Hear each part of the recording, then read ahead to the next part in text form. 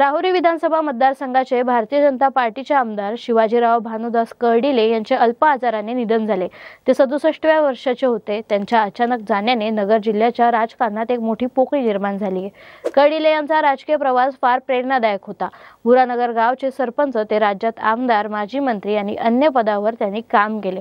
त्यांचा मूळ व्यवसाय दूध व्यवसायाचा असला तरी समाजकार्य आणि जनकल्याणासाठी केलेल्या कार्यामुळे त्यांना लोकांमध्ये ओळख मिळाली।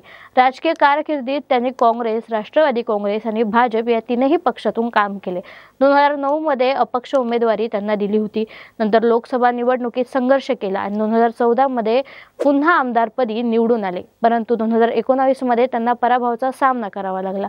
कर्डिले यांच्या निधनाबद्दल मुख्यमंत्री देवेंद्र फडणवीस यांनी शोक व्यक्त करत आपली श्रद्धांजली वाहिली आहे। त्यांनी त्यांच्या कुटुंबियांना धैर्य देण्याचा आग्रह धरला आहे आणि त्यांचे कार्य महाराष्ट्राच्या ग्रामीण विकासासाठी आणि जनता नाते ठेवण्याच्या दृष्टीने स्मरणात ठेवले जाईल असेही ते म्हणाले।